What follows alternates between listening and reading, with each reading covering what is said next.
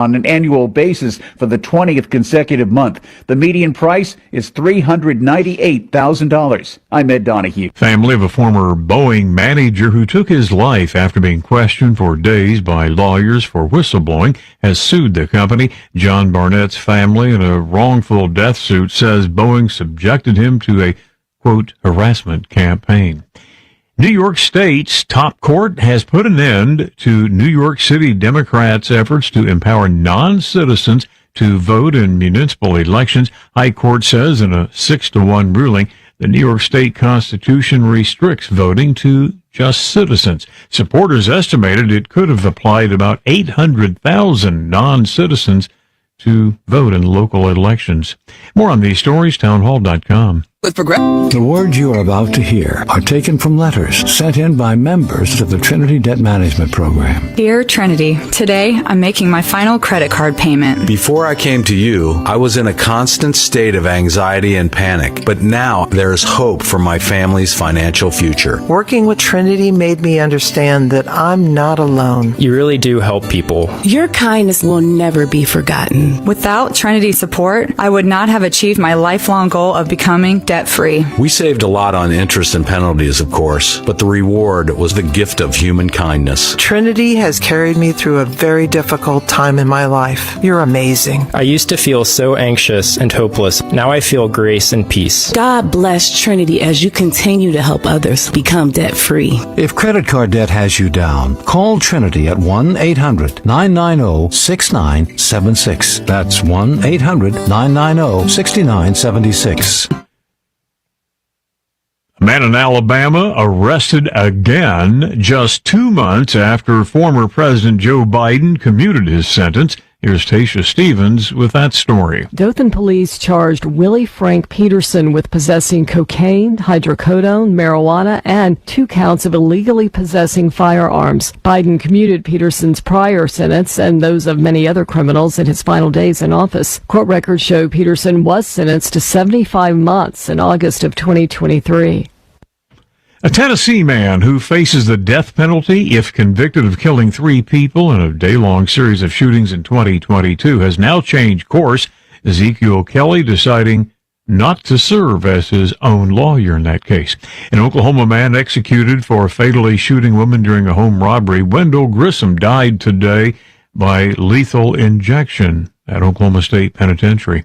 Breaking news and analysis, Town Hall. On Point Weather is made possible by our friends at Palmetto Citizens Federal Credit Union on 107 The Point. Here's tonight's forecast. Clear and chilly this evening with a low temp dipping down to 37. Tomorrow, the start of a great run of weather. Nothing but sunshine, a high temperature of 65. And for the weekend, glorious sunshine-filled skies both Saturday and Sunday with highs in the mid to upper 70s. I'm Cal Moss with your On Point local weather.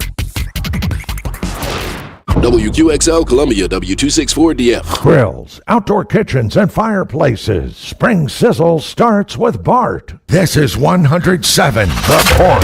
This is The Point. Make thepointradio.com.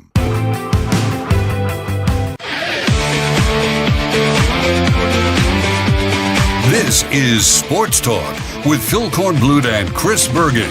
Sports Talk is heard across the state on radio affiliates of the Sports Talk Media Network and is streaming live on SportsTalkSC.com, as well as Twitter, Facebook, and YouTube.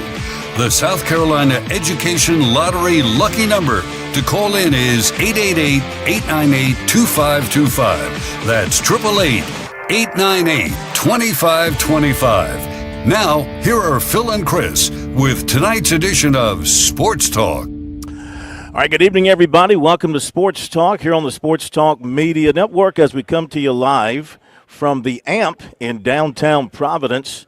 And it's all over for Clemson, very similar to not too long ago in Charlotte where Matt Smith was there to watch Clemson lose to Louisville in the semifinals of the ACC tournament. The Tigers dug themselves a hole too deep to climb out of. They did make it exciting at the very end here, just like they did in Charlotte, but too little, too late. Tigers fall 69-67 to McNeese and to Will Wade and to a team that, though they did not match up terms of height and physicality, athletically. For the most part, it was a no contest. Clemson was beaten to every loose ball. They were killed on the boards. Second chance points, offensive rebounds. This is while McNeese was building a 24-point lead. McNeese got caught in that no man's land, a 24-point lead with about 10 minutes to go. Do you continue to play offense or do you run clock? And they were just caught. They could not kind of decide how they wanted to play it out. On the flip side, Clemson finally found its shooting touch in the last 8 to 10 minutes with Chase Hunter and Jaden Zachary lighting it up. They scored 30 of the team's final 38 points. And, Hunter was non-existent offensively in the first half. The Tigers got nothing offensively from Victor Locken. They got nothing offensively from Ian Shefflin today. It was a very strange performance by Clemson. It was like they were drugged. They were like on something in the first half. They were a step slow. They were just beaten to everything on the boards and on the floor. That's how I saw it here. Matt Smith is joining us from his cushy location in Georgetown. He watched it on TV like millions of others, so he's going to share his thoughts on that. Chris Bergen is off tonight working with the Coastal Carolina women in the women's NIT. But, Smitty, you were in Charlotte. You saw the Tigers lose to Louisville. I'm here. I see them lose this game. We kind of saw the same game, just in different locations. Absolutely. My next to last sentence in the story that we posted at SportsTalkSC.com from Charlotte was Clemson has to now hope its offensive lethargy in Charlotte doesn't carry over to the NCAA tournament. And it certainly did. They were so poor offensively at the Spectrum Center, shooting less than 39% over those two games. And, Corn, I couldn't believe it. I thought that was simply because, it's the setting, it's a neutral site game, and I thought, okay, they're going to regroup and they'll have a game plan. And perhaps they did, but you said it. You said drugged. I would say, sleepwalk, whatever you want to say. They were rolling out there, and they had bedhead. I don't know where Ian Shefflin was. I don't know where Victor Locken was. And I don't know where Chase Hunter was for about 30 minutes. That was just the strangest performance. And I would have said, how could we have possibly predicted this, except we saw it in Charlotte about 6 days ago. Yeah. The Tigers scored 13 points. 13 points in the first half. A team with that talent scored 13 points. That is not the worst performance. You can look it up. That's not the worst performance in the first half by Clemson under Brad Brownell. Back in 2014, they scored 10 points in the first half against Virginia and got totally routed in that game. There was no comeback in that one. At least in this one, when it looked like they were just going to lay over and play dead and just be totally embarrassed, they dug down deep, and they did. They did make it interesting if you weren't watching the ball game because you actually have a job and have to work. The Tigers started hitting three after three after three. They forced some turnovers. Their pressure bothered McNeese. They put McNeese on the line. McNeese would miss some free throws. Clemson would come down and hit a three. Then at the very end, the Tigers come down and they get a missed shot rebounded by Hunter. He puts it up and scores. It was right at the buzzer, made it a 2-point game, and that's how it ended. The officials went and checked to make sure that the basket beat the clock and that there was no more time left on the clock. And that was it, 69-67.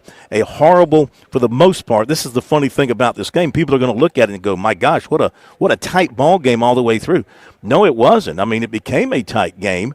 It was a 24-point game for McNeese with let's see, about 16 minutes to go. They had a 24-point lead. It was still a 22-point lead. Here's the amazing thing, Smitty, just like you saw in Charlotte.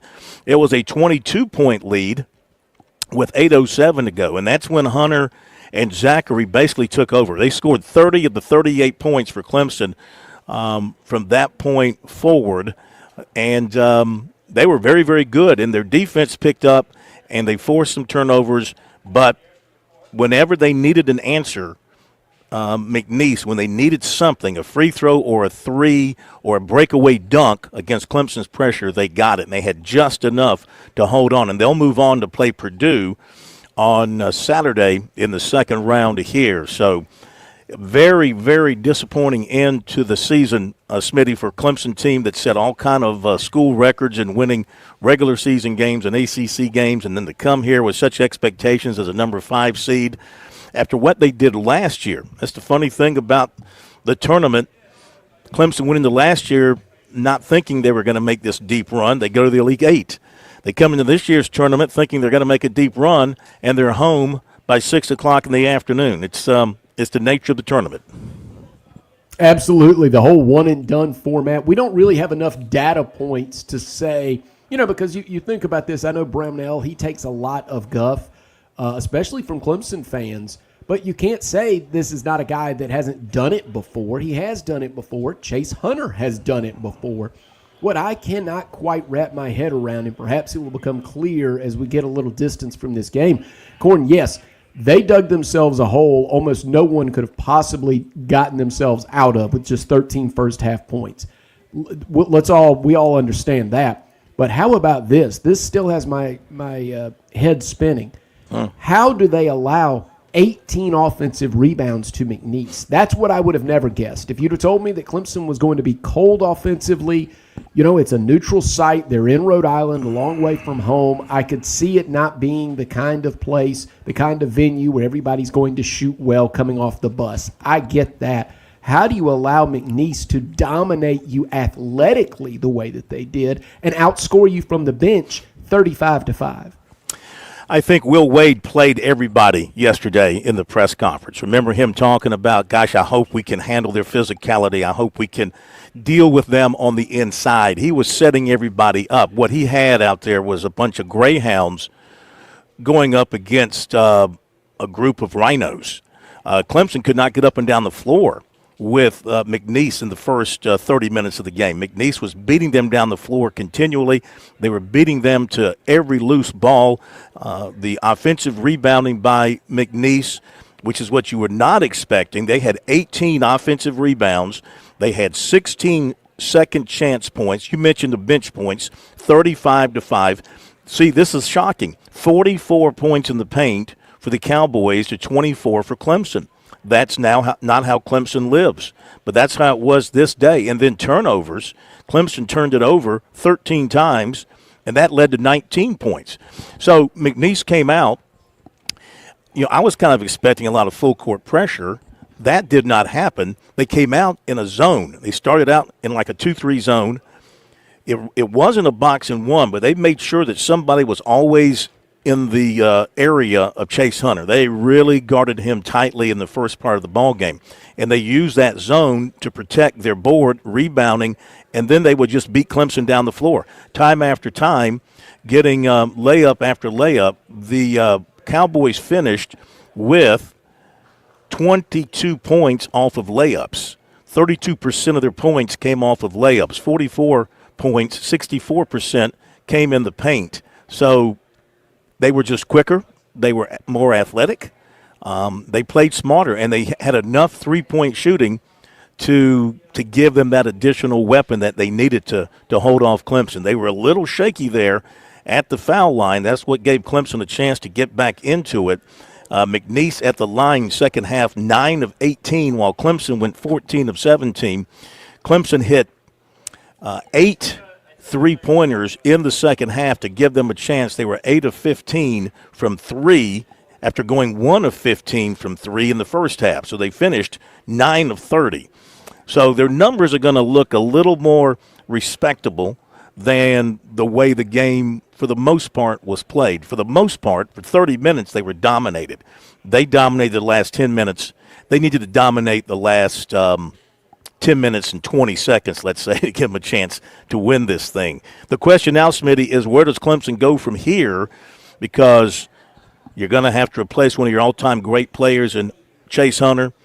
You're going to have to replace your big man, Locken, who gave you so much. Didn't give you much today, only 6 points. He did have 10 rebounds. But funny, they never got Locken outside to shoot threes. I don't know if that was by design or the way that McNeese was playing defense, but he never got outside, did not take a three, and that's been a pretty important part of his arsenal. Got to replace Shefflin, who only had 1 point and 8 rebounds. Zachary may have to replace him. I think he might have a chance to come back. He had 24 points, finished up 4 of 8 from 3. Heidbreeder, he's gone. So you lose the heart and soul of your team, Hunter and Locken and Shefflin. And then again, you don't know what else is going to happen portal-wise.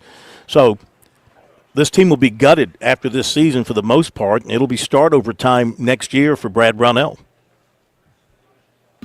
Yeah, you're right, Corn. This was a 2-year window, and we knew that. We talked about it on this very show because you knew you had P.J. Hall last year in his final season, and you saw Shefflin developing into the kind of player that could be a force in the paint area in the ACC. And you had Chase Hunter, who for Clemson has been a rock, a solid rock, all-conference performer, and you had players around them, and it was all kind of in that Brownell system. You knew what they were going to give you defensively, and you just hoped you could get enough offensively to make a run the way they did last year. We saw this 2-year window coming, and it was going to be disappointing. It's always disappointing when you lose in the NCAA tournament. It's always woulda, coulda, shoulda, because these games are so tightly contested in neutral sites.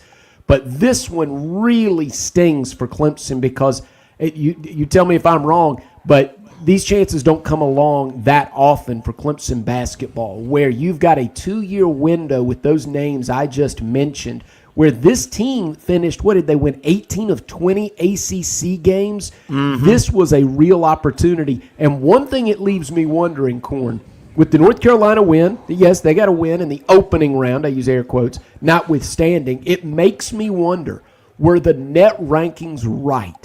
I was really curious when this tournament would play out if the ACC was really as far down as the statistics and the analytics have told us that they were. I just thought, looking at the names on the front of these jerseys, like this Clemson team, we know what they bring to the table, and teams like Louisville, is Duke possibly overblown? I'm shrugging here when I say that, but is the ACC as far down as those net rankings were leading us to believe? It certainly looked like it with Louisville and Clemson's performances back-to-back in the afternoon window today.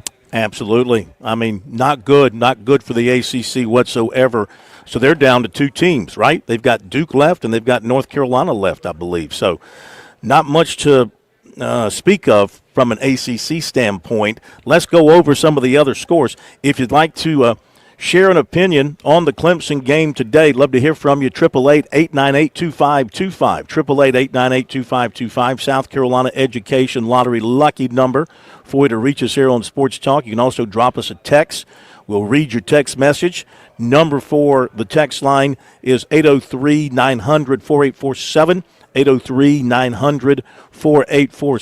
Smitty's with us for a while. Mike Morgan at 7:05. We'll also turn our attention now to the USC women. They play their first NCAA tournament game tomorrow. What time's that game tomorrow, Smitty, against Tennessee Tech? It's scheduled for 4 o'clock. Indiana and Utah play at 1:30, so it could get pushed a few minutes back, but it's scheduled right now for 4 bells. All right. We will hear from Dawn Staley. Any players or just Dawn Staley in that press conference? Well, we've edited out the players. They kind of got some softballs tossed their way that, and honestly, they didn't quite know how to answer. So I went ahead and left that out. But it's on our website. It was Bree Hall and Sanaya Fagan that sat down with Dawn Staley, and you can hear all of it at SportsTalkSC.com. But what I've given you is just Dawn Staley talking about this team, what the legacy would be like if they can make another run and potentially another championship. And also, interestingly enough, all the praise that she heaped on the city of Columbia, somewhere you've called home for a long time. And I know you've always talked about your love for Columbia. Well, Dawn Staley was laying it right out there as well. So if you stick around, you'll hear that from Coach Staley as well. Okay, other scores. With about 20 seconds to go, BYU is going to beat VCU 80-69. Georgia, what a day for Georgia. Two of their football players get arrested for speeding and reckless driving. They get suspended. And, of course, that's the big story in Athens. The other story is Gonzaga is boat racing the Bulldogs 73-50. So an SEC team going down hard. Creighton took it to Louisville 89-75. Here, earlier, Purdue defeated High Point. At one time, High Point got a little close in this one, but Purdue wins it 75-63. Wisconsin over Montana 85-66. Houston, no trouble with Southern Illinois 78-40. Houston wins that one in a runaway. Auburn knocks off Alabama State 83-63. Coming up, hey, we still have Wofford.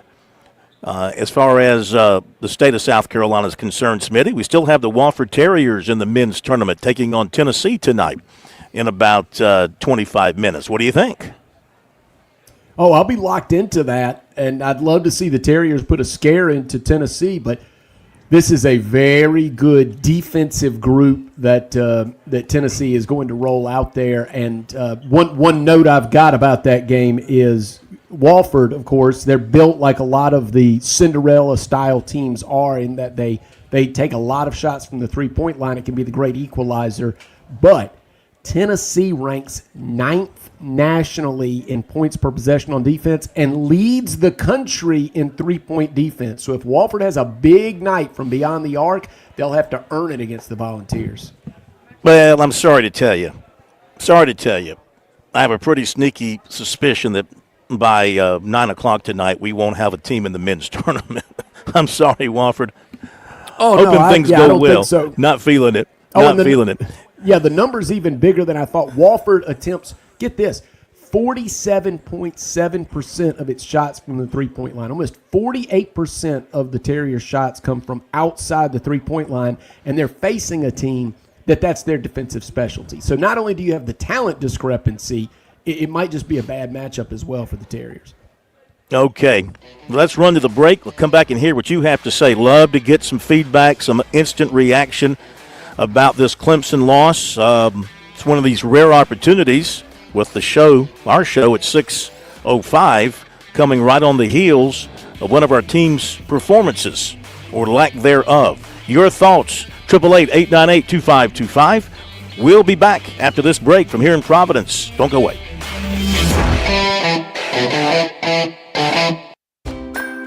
When I grow up, I want to be a teacher. I want to be a dentist. I want to be an engineer. Making dreams come true starts with making a plan. Future Scholar, South Carolina's 529 college savings plan, makes it easy to invest in a child's future education so they can chase any dream. You can start with any amount. Contributions are tax deductible and earnings grow tax-free. Discover the smart, easy way to save for college today at futurescholar.com. Imagine a scrapbook filled with all your favorite memories of 75 years at Darlington Raceway. Now imagine that scrapbook going 190 miles per hour. Have you ever? No, I've never. You don't have to imagine it. You need to get to Darlington, where the drivers of today tackle the track too tough to tame, just like they did your first time. NASCAR Throwback Weekend at Darlington Raceway, April 5th and 6th. Get your tickets now at darlingtonraceway.com. Discover South Carolina. Stay tuned. More Sports Talk is coming up on the Sports Talk Media Network. Call Lawyer Lisa. Experience the difference with Lawyer Lisa. Hi, I'm Lisa Hosteller-Brown. Did you know your will is designed for your assets to pass through the probate court? If you want to keep your loved ones out of court, a revocable trust is a great place to start. Visit lawyerlisa.com for more information and to see how we can help. Call Lawyer Lisa. Experience the difference with Lawyer Lisa. 7511 St. Andrews Road, Irmo, South Carolina. G3 here with Tsunami Bar Sports, and it's time for a fall preview. That's right, 720 Chris Drive, 378 and I-26, Frontage Road, where you can now preview the best technology for golf known to man. It's the Tsunami Bar. It's live weight. It's the only technology out where you get your tempo and flow going before you play. Now, it also serves as a pattern support tool. 720 Chris Drive, Frontage Road, 378 and I-26. You also can visit the Garage Gym Pro Shop. Pick up your tools, take them home, and while you're here, tour the Scramble Course 6-hole pitch and putt right now.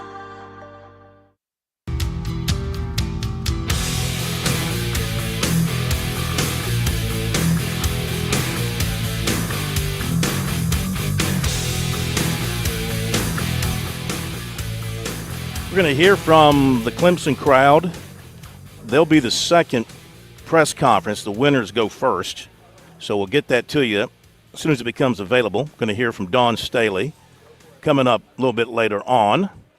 And your phone calls, 888-898-2525, South Carolina Education Lottery.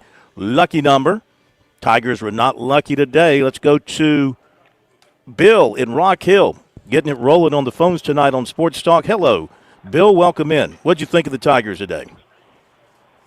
Well, I hope you guys can hear me because I'm out walking. I hope you don't have the wind behind me. But this is pretty typical of what we're going to actually ever expect from Brad Burnell.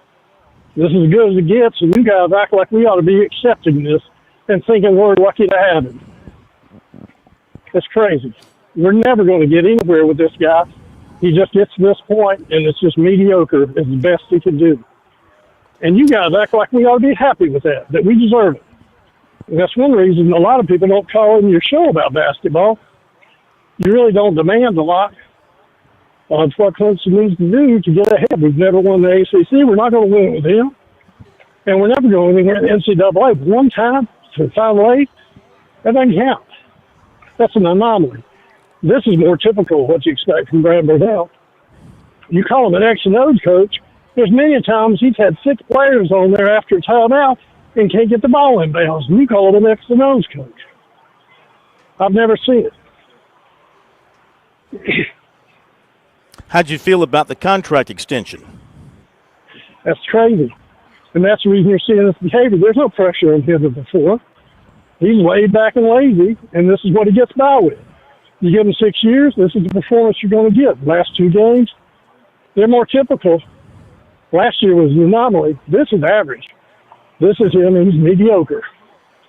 Well, I like the fact that you as a Clemson fan expect more. You know, people don't think much of Clemson basketball, but you expect more. You expect Tigers to make the Final Four. You expect the Tigers to get the ring in basketball. At minimum, that. And until they do that, I'm never going to be satisfied. And to think, and you guys talk that way like we should be satisfied with coming in third. That's his best performance ever. Oliver Purnell had us in third place 3 years before he left. So this is nothing great. Well, but Purnell never won an NCAA tournament game, you know. Well, Brad hadn't won that many himself. Well, I mean, you know, over the 15 years, if you look at that, yeah. But in recent history, there's definitely been an uptick. And thank you for your phone call. We got to go to the break. We'll take more calls. I mean, you can't say there hasn't been an uptick with 3 tournament appearances since, 21, right? In last year's run, they did lose in the first round in 21. They lose in the first round here today. I know that is disappointing, Bill, and I hear it in your voice, and I don't disagree. I think Clemson basketball fans, you want to pile on?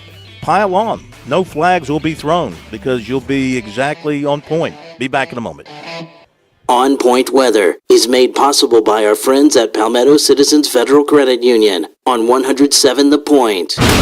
Here's tonight's forecast. Clear and chilly this evening with a low temp dipping down to 37. Tomorrow, the start of a great run of weather. Nothing but sunshine, a high temperature of 65. And for the weekend, glorious. Sunshine-filled skies both Saturday and Sunday with highs in the mid to upper 70s. I'm Cal Moss with your On Point local weather. Tradition and quality. That's what you get with H&J Cattle Company, where local third-generation farmers ensure you receive the finest beef in South Carolina. Our registered Hereford and Wagyu cattle are raised with sustainable practices without growth hormones, antibiotics, or animal byproducts. Taste the difference with the highest quality beef guaranteed. Order now at HandJCattle.com or on Instagram and Facebook at H&J Cattle. Again, HandJCattle.com, where ethics meets quality. With SRN News, I'm Jason Walker. President Trump has signed an executive order today calling for a significant overhaul of the Education Department. It will retain certain critical functions like managing federal student loans and Pell Grants. In Kentucky, Democratic Governor Andy Beshear vetoing a GOP bill to dismantle DEI efforts in the state's public universities. He claims that diversity should be embraced as a strength. Meanwhile, Kentucky's Republican majority legislature will have a chance to override his veto later this month. Secretary of State Marco Rubio praising Qatar for helping the United States secure the release of an American held by the Taliban for more than 2 years. Rubio says George Gleesman will be reunited very soon now with his wife and family. This is SRN News.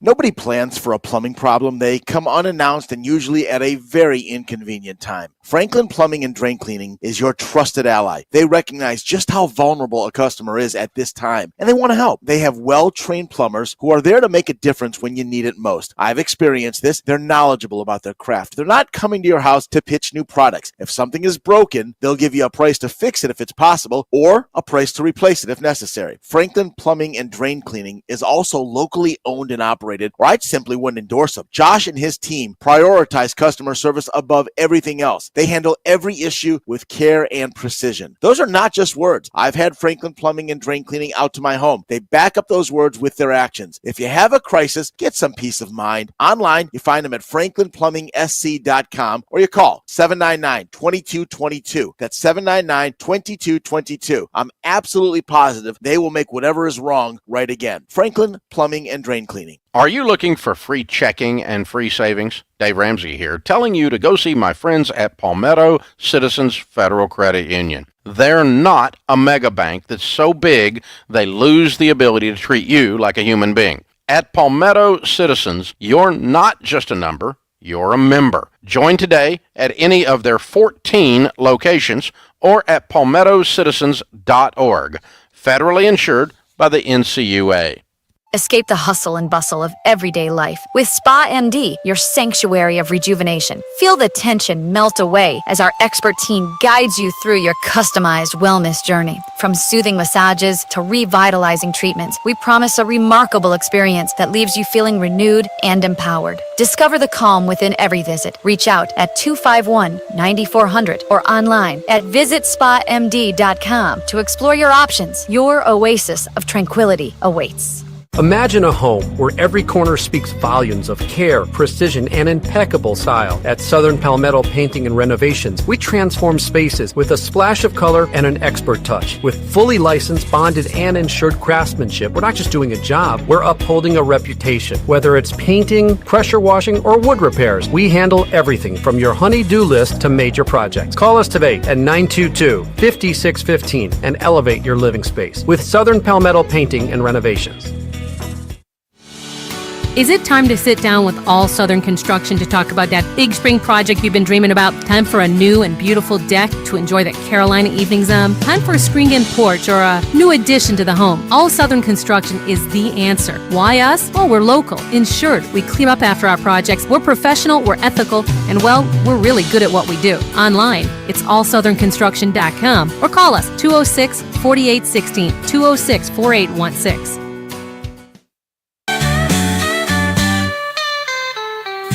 Touchdowns to three-point shots, we've got it all, tying the knots, bringing you the latest scoop. Sports Talk's the absolute truth. All right, welcome back, everybody. We're in Providence. One more, just tonight. Smitty, I got to come back maybe tomorrow if I can get a change of airplanes. So I want to go up to Boston. I'd like to go up to Boston and kick it around a little bit. See my people up in Boston, the Celtics fans. That's one nice thing about being in this part of the world. In New England, I'm in New England, and I see people wearing Celtics jerseys and hats and things like that. I feel like I'm home. Like one of my, Green Bay's one of my homes. The Bronx. and Boston.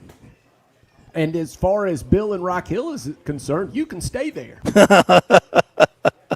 This is true.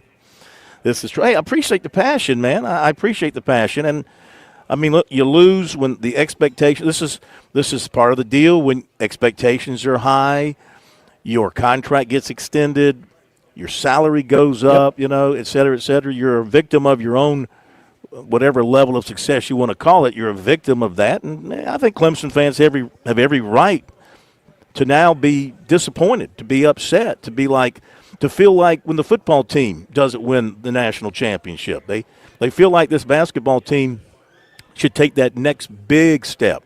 They took a couple of steps last year, no question about it, not to take anything away from that team and that performance to get to the Elite Eight and actually have a 13-point lead over Alabama. Couldn't hold it.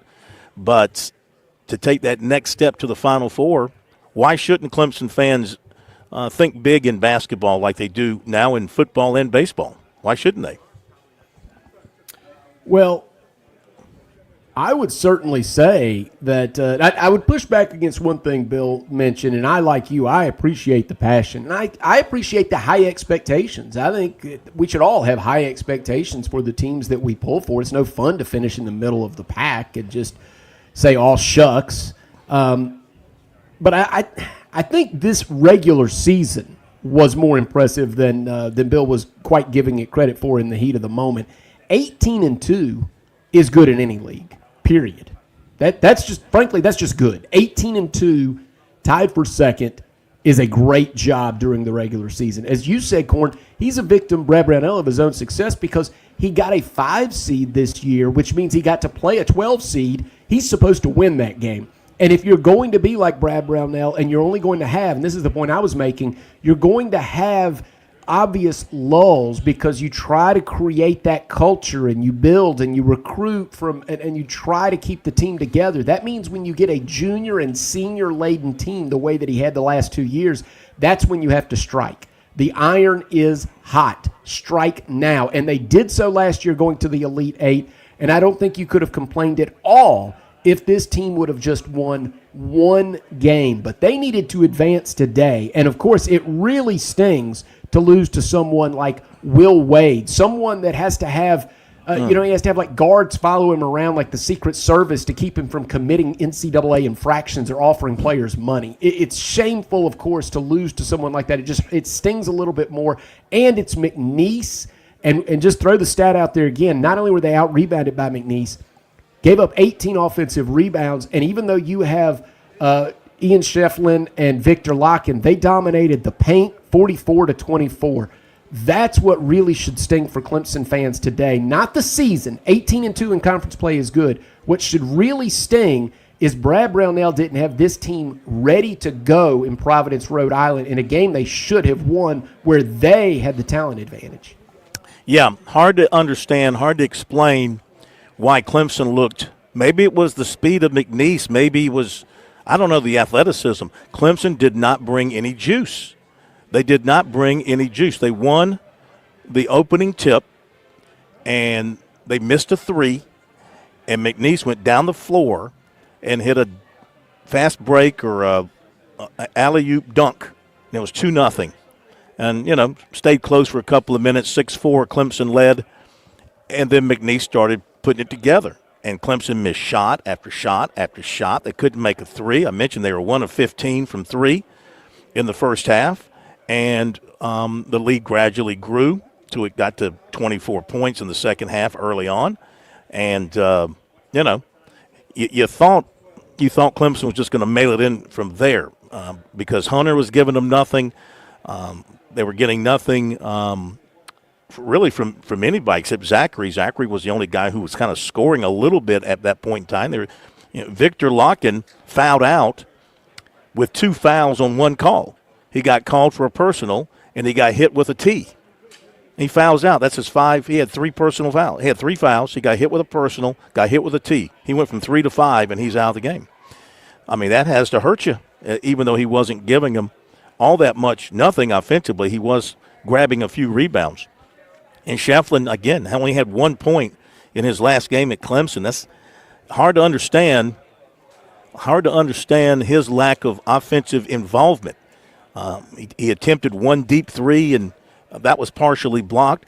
Here's the game in a capsule. They're trying to find something offensively. He takes a three. It gets partially blocked. McNeese grabs it out of the air, throws it down the court for a fast break dunk.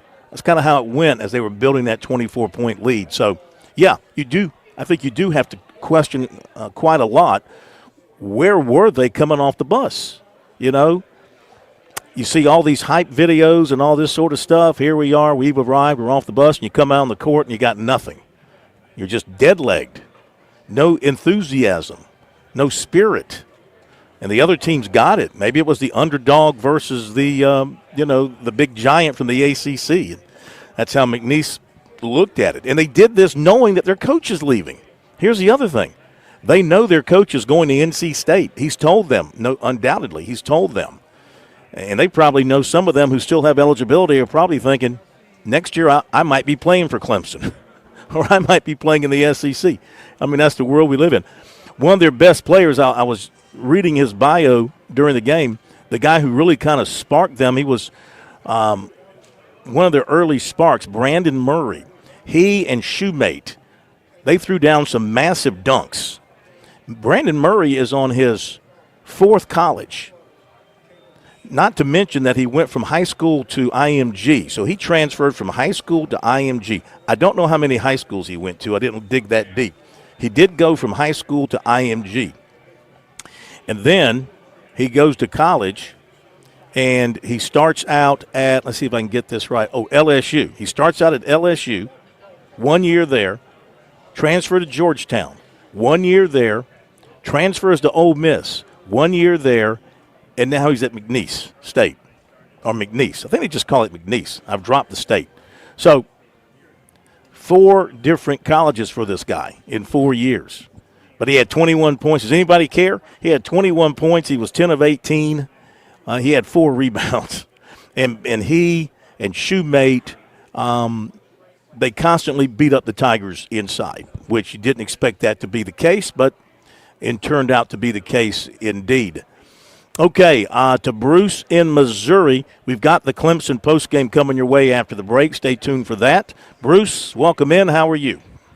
I'm doing just fine, Phil. I appreciate your analytic decision on how the game went, and you're right. They just beat the hell out of Clemson. Beat the hell out of Clemson. There was no call about beating the hell out of Clemson. All right, let's cut it at 3. Let's cut it at 3 H's there. Did you see fouls on the game? It was nothing. The referees were not there. Let them play. Let them play. That's what you got. Let them play. I don't follow you. I mean, I don't understand. Where did officiating come into play? They didn't call anything. Oh. Oh, so yeah. Which way did they not call things? They were getting the hell beat out of them on the court. You knew that. Are you who was getting? Who was getting the hell beat out of them? Oh, okay. They didn't touch anybody on the court today, okay? Who? Which side? The opponent. You're saying McNeese was fouling Clemson, and Clemson was not getting the calls. They had fouls every damn time they had the ball or without the ball or whatever. It was a fight. Clemson wasn't ready for that kind of game. That's not a basketball game. That's a ghetto game. Okay, thank you. Goodbye. Yeah. Goodbye. Jeez. What are we going to do with Bruce? I might have to put him on permanent suspension. Did you see? I didn't see a physical game like that. Now, I was sitting upstairs. I'm away from the court, Smitty. You probably got a better view watching on television. I didn't see a physical battle like that. I just saw athletes running up and down the floor, beating Clemson to the rack almost with ease when they were building this lead. Yeah, to me, the storyline is you've pointed out a few times, Corn, which is McNeese was a step quicker today. They were a step quicker in the open floor, and they were a step quicker in the half court. Let me say this real quick. If Bruce is still listening. Bruce, McNeese was called for 19 fouls. Clemson was called for 16 fouls. Okay, argument over. Go ahead, Smitty. Yeah, and Corn, I was just going to say, amplify something you were talking about earlier, about this team not being ready to play and not being hyped up. So McNeese obviously got out to that big early lead, but Clemson lost itself, in my opinion, in the game plan as well. I noted early on in the game, I noticed Jaden Zachary was taking a lot of shots because they were not able, Clemson was not patient enough to work the ball in. I thought what they needed to do was attack McNeese and slow the game down, and they needed to get the ball into the post themselves. Locken took 4 shots. Shefflin took 4 shots. And until the last 5 or 6 minutes, Chase Hunter only had a handful of shots. Meanwhile, Jaden Zachary takes 19 shots.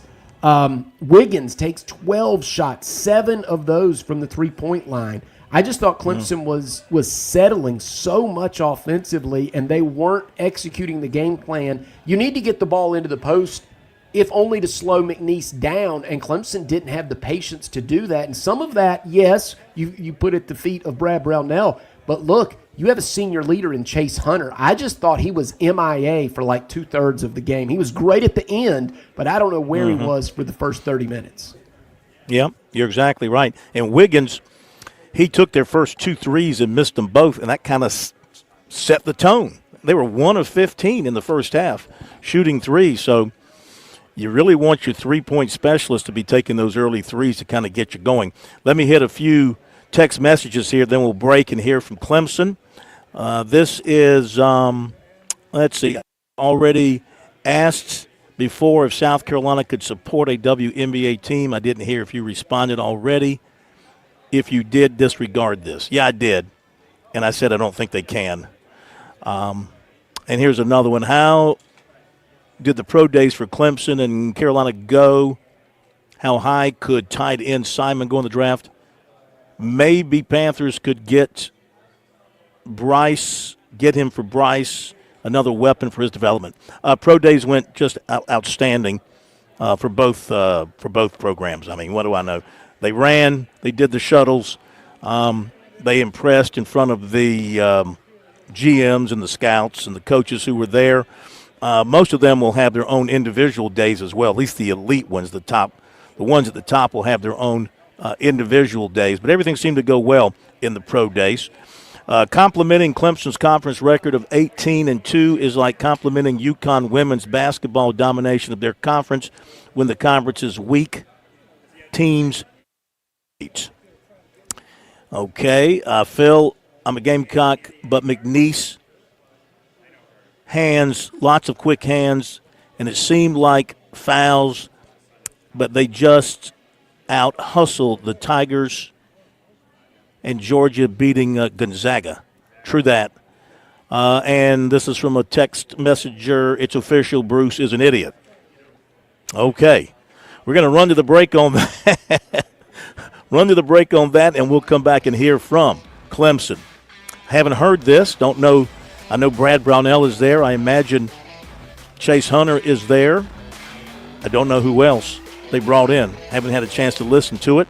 We're going to bring the tape to you right after the break. This is fresh from the interview room just a few minutes ago here in Providence. Clemson postgame is coming up after the break, and we'll have more in just a moment. Don't go away.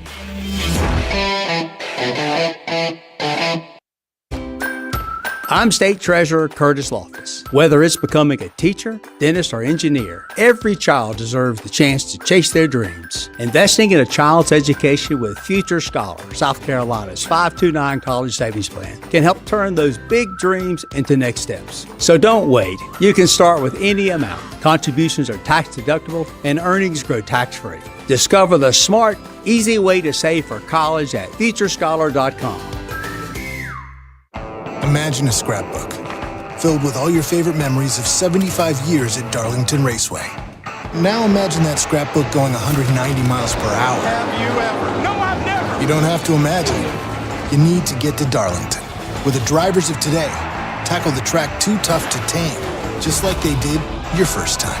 NASCAR Throwback Weekend at Darlington Raceway, April 5th and 6th. Get your tickets now at darlingtonraceway.com. Discover South Carolina.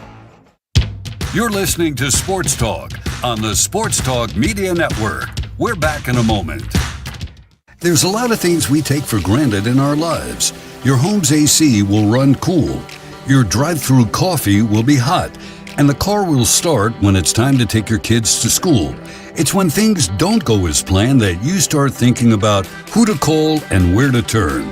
The good thing is, you can prepare for life's most difficult days by calling the Larry Lucas Agency today. Larry is a State Farm agent that has been taking care of people across South Carolina for more than 2 decades. You probably have insurance, but switching is easy, and bundling can save you hundreds or more. Most importantly, the Larry Lucas Agency can help you choose the protection you want at the price you want. All backed by South Carolina's #1 home and auto insurance company. Visit LarryLucasAgency.com today or give Larry a call at 803-799-1998. Like a good neighbor, Larry Lucas State Farm is there.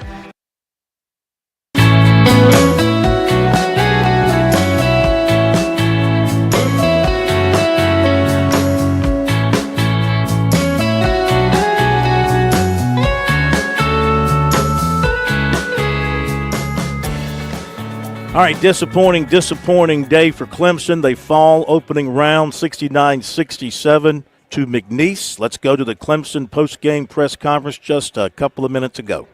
Coach, once you're settled, just thoughts on today's game. Yeah, congratulations to McNeese. They played very well. We picked a tough day to not play our best.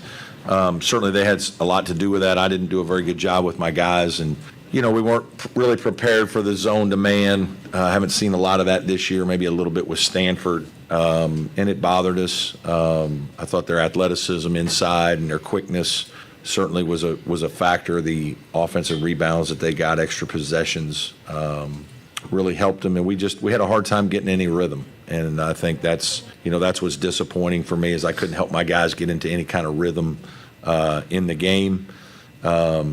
I'm super proud of these guys and the kind of season that we had. Obviously, 27 wins, and the way these guys do it, the way they carry themselves as men, they're just terrific people and leaders. And so it's been a privilege to coach two guys like this, and I hate that it had to end the way it did today. Thank you, Coach. Let's please gear our questions towards Chase and Ian first. David Hope at TigerNet.com. Chase and Ian both. From your perspective, what was happening in that first half? 13 points is, obviously not what you want, but what were they doing specifically that bothered you? They were playing some good defense, but I think we missed a lot of open shots. We had a lot of open looks that we usually make. And I think if a few of those go in, it's a whole different ball game. So at the end of the day, I think, we got a lot of open looks that we just missed, and that's the game of basketball. I agree with Chase. I think they disrupted our flow a little bit, and I think we got a little too antsy a little bit. We got some open shots that didn't fall, and we kind of just didn't have that flow that we usually have. Hey, for both of you guys, I know you're just into the season, but just kind of think about this year as a whole. Set a single season record for wins, but then it ends early like this. How are you going to think about this year specifically as you kind of look back on this season down the road? Yeah, obviously this hurts. We wanted to, do some big things, to end the year. But, I'm proud of this team and the way that we, the whole season, like you said, we did great. We had 27 wins, set school records. But, it's going to sting to know that we didn't finish the right way. I think that's something that, will probably hurt us for the rest of our lives. But, we still did some great things this year. And, it definitely hurts to end this way. I agree with Chase. It's good. It's good for the underclassmen to, get to experience this. And, me and Chase obviously didn't want to go out, losing the first game. But, we had a great year. And, hopefully the underclassmen can build off this. Right here, front left. For Ian, McNeese was able to out-rebound you guys on the offense and defensive glass. What kind of caused that, and how did their athleticism kind of affect you guys on both ends of the floor? Yeah, I mean, they're a very physical team. They, you know, if you didn't box them out, they were going to make you pay. And I feel like sometimes they just wanted the ball more. And, you know, sometimes the ball bounces the other way. Sometimes it bounces your way. And, you know, today they kind of just, you know, they were more physical and we just wanted the ball more. What was your message to the team at halftime? And, you know, can you quite remember a half like that in your coaching history? Yeah. Oh, you have halves like that. You don't like having them in this setting. Yeah, I was trying to really just get them to relax.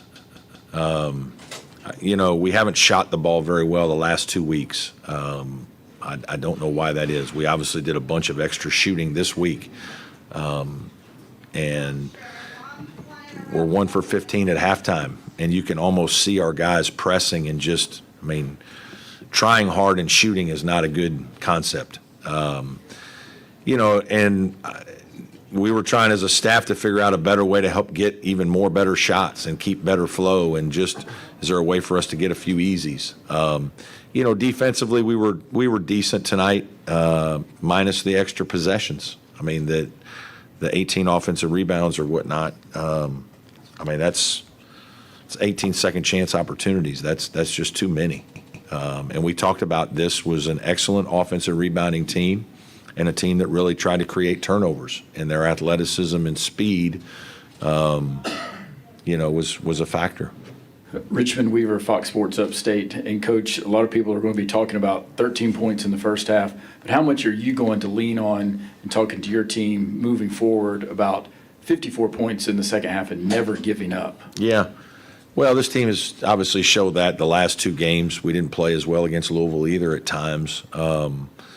And a similar team, to be honest with you, very athletic and physical, and they bothered us as well. And obviously we cut it to 1 possession in both games. You know, we've got a great group of guys. They're unbelievable. These 2 guys are phenomenal leaders. And, I mean, you don't win as many games as we won this year without these guys being great players and really connected and great leaders. And so we're obviously proud of all that. We're disappointed that we, in this setting, after what we accomplished last year, that we didn't play better. Brad, what did you see on Victor's technical, that whole sequence there? Yeah, I'm disappointed in that. And I just talked to my guys, and, you know, I made a big deal to our team about not getting involved in any woofing today. And that was very disappointing. I think the second guy got caught. And obviously it was a very inopportune time for that call. So disappointed, but, you know, things happen. All right, comments from the Clemson side of things after this very disappointing loss today here in Providence against McNeese. And, yeah, I mean, strong second half, Smitty, but that's not going to carry over to next year. I mean, the slate is wiped clean, and you start over next year. Expectations will be higher. The ACC is where it is right now, so it's there for the taking. If he can get the right pieces to come in and play through the portal, and with the maturation of some others, I mean, it'll be right there for the taking, you know, with Duke and North Carolina perhaps. So we'll see how they rebound from this. We're going to hit the break here at the top of the hour, and Mike Morgan's going to join us. We'll get his thoughts on today's opening play in the NCAA tournament and more. That's coming up.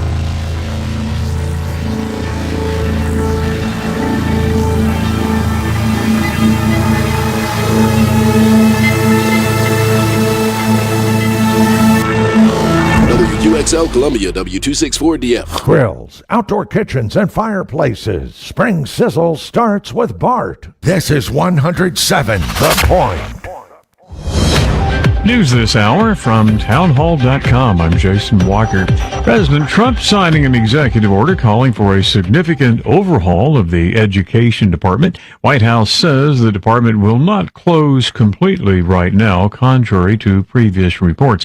White House Press Secretary Caroline Leavitt. The Department of Education will be much smaller than it is today. As you know, the president's executive order directed Linda McMahon to greatly minimize the agency. So when it comes to student loans and Pell Grants, those will still be run out of the Department of Education, but we don't need to be spending more than $3 trillion over the course of a few decades on a department that's clearly failing in its initial intention to educate our students. Also at townhall.com, a product recall affecting some brand name frozen meals. Nestle is recalling certain batches of its Lean Cuisine and Stouffer's frozen meals. There was a report of potential choking involving wood-like material. The products being recalled were distributed between September of last year and this month and include Lean Cuisine butternut squash ravioli, spinach artichoke ravioli, lemon garlic shrimp stir-fry, and Stouffer's party-sized chicken lasagna.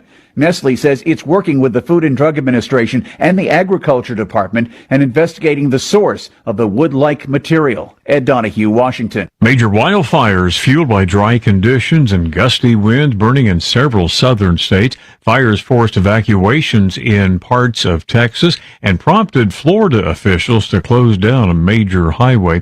One wildfire near Houston prompted the evacuation of 900 homes and closed a number of schools. Operations pretty much back to normal now at a major hospital near Detroit after an employee was shot and wounded by a co-worker in the parking garage. That person later arrested. More on these stories, townhall.com. The words you are about to hear are taken from letters sent in by members of the Trinity Debt Management Program. Dear Trinity, today I'm making my final credit card payment. Before I came to you, I was in a constant state of anxiety and panic, but now there is hope for my family's financial future. Working with Trinity made me understand that I'm not alone. You really do help people. Your kindness will never be forgotten. Without Trinity support, I would not have achieved my lifelong goal of becoming debt-free. We saved a lot on interest and penalties, of course, but the reward was the gift of human kindness. Trinity has carried me through a very difficult time in my life. You're amazing. I used to feel so anxious and hopeless. Now I feel grace and peace. God bless Trinity as you continue to help others become debt-free. If credit card debt has you down, call Trinity at 1-800-990-6976. That's 1-800-990-6976. Members of the clergy paying a visit to President Trump in the Oval Office. The White House posted an image of the leaders gathered in prayer around President Trump as he sat at his desk. In February, President Trump signed an executive order to establish the White House Faith Office as part of the Domestic Policy Council. The order states the new office will consult with faith leaders on various topics, including defending religious liberty. That is correspondent Tasha Stevens. An experimental treatment appears to postpone Alzheimer's symptoms in some people genetically destined to get the disease at a young age. Researchers report people who had a sticky matter named amyloid removed from their brains for an average of 8 years saw the risk of developing Alzheimer's symptoms cut in half, at least for now. Washington University in St. Louis continuing the study in hopes of finding proof. Breaking news and analysis, townhall.com. On Point Weather is made possible by our friends at Palmetto Citizens Federal Credit Union on 107 The Point.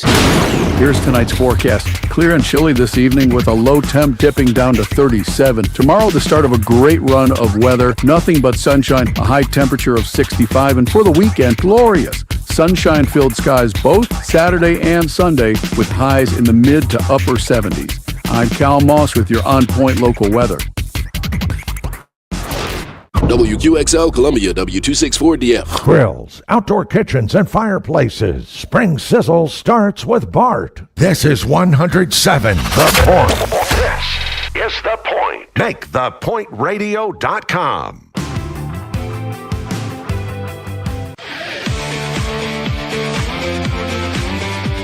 Welcome back to Sports Talk on the Sports Talk Media Network.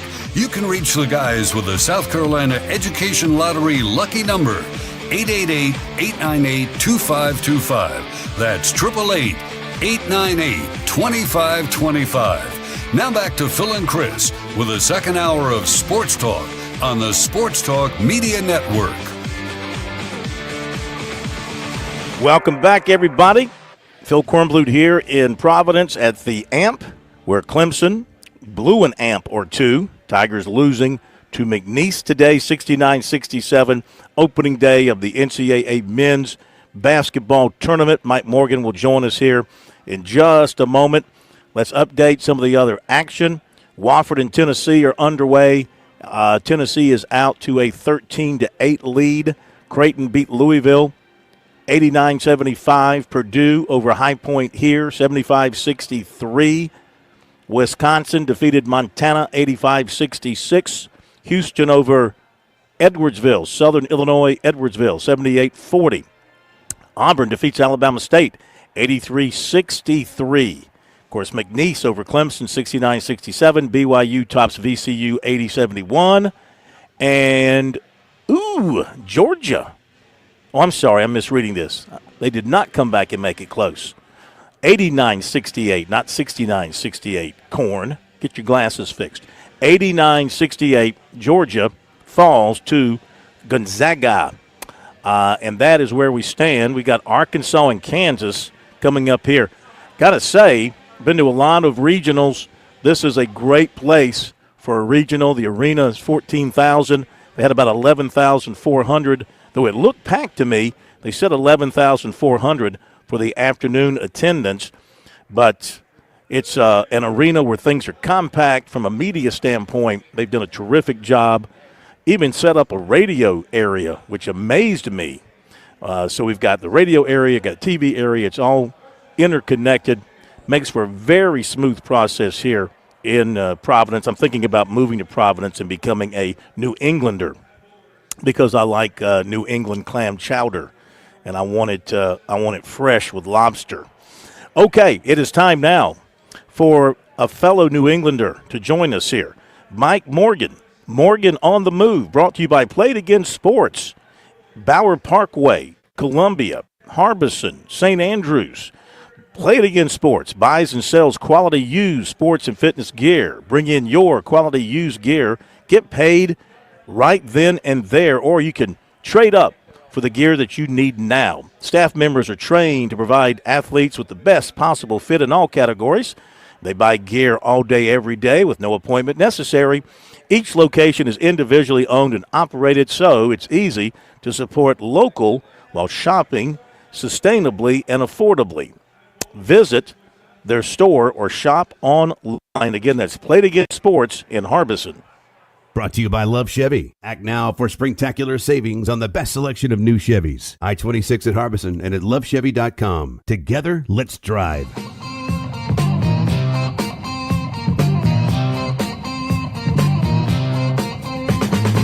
All right, Mike Morgan joining us now here on Sports Talk from Morgan on the Move.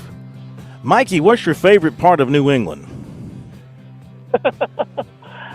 Well, I'm not there very often, and haven't lived there in a long time.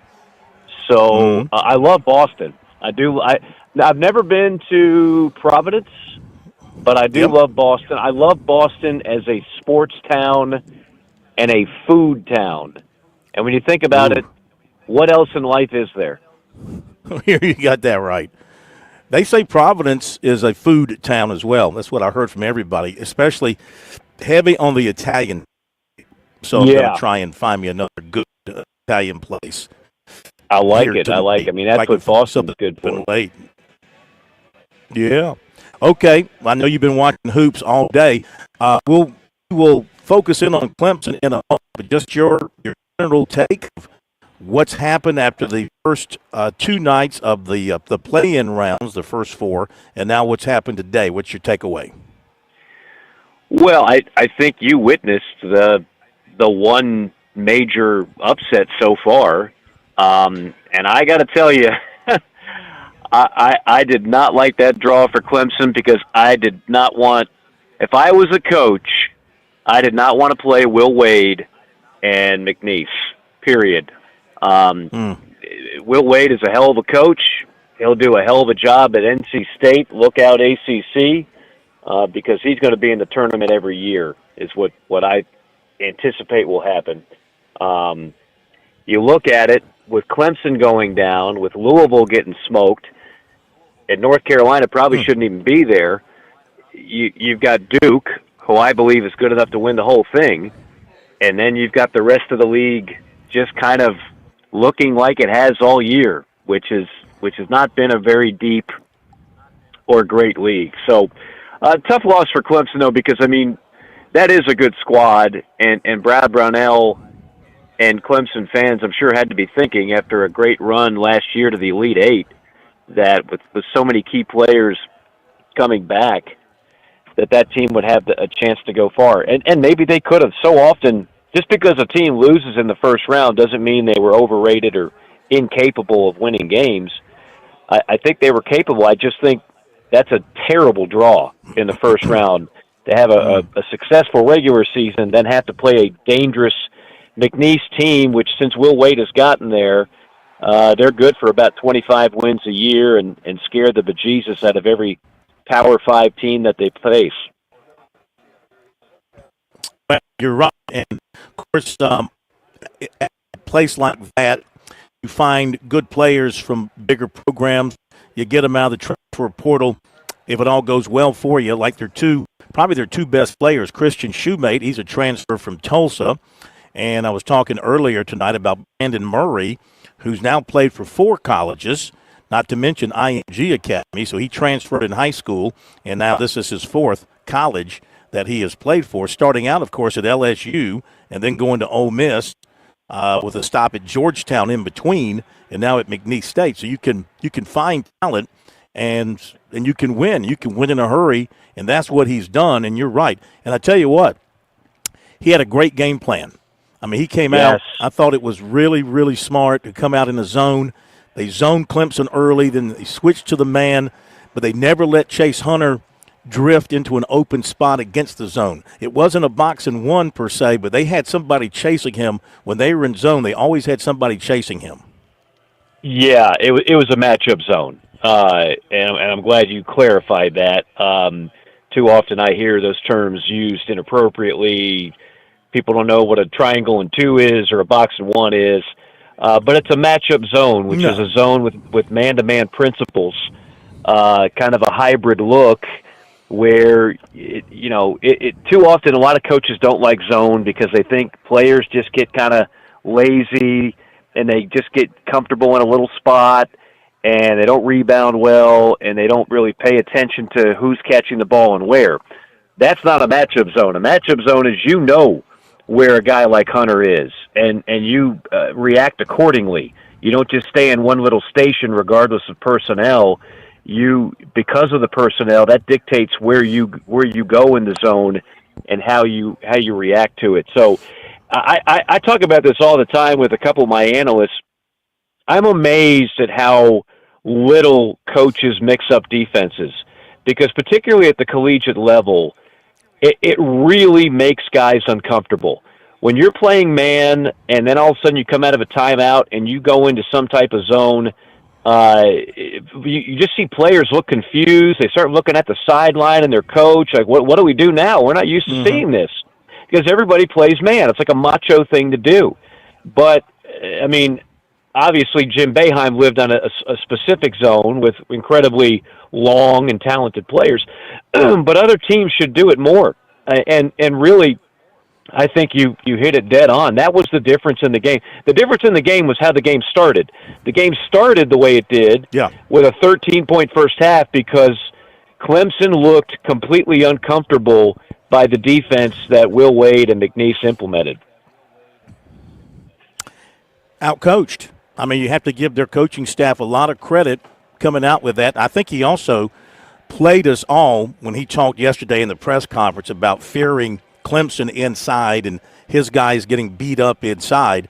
But what he knew was that he had some Greyhounds inside who were quick jumpers, who could beat Clemson to the rebound, who could beat Clemson to the loose balls, and who could beat Clemson down the floor. That's how they built their 24-point lead. Yeah, there was a key point in that game where Clemson was cutting the lead and cutting the deficit, I should say, and the guy, I can't remember which one it was, for McNeese, took a three from the corner, and you had Clemson guy, a bigger team. Clemson is a bigger team, and you had big guys down low, but the quickness of McNeese snuck in there and got the offensive rebound and the stick back. That was a key point also in this game. And again, bigger is not always better. Rebounding is not just big man wins.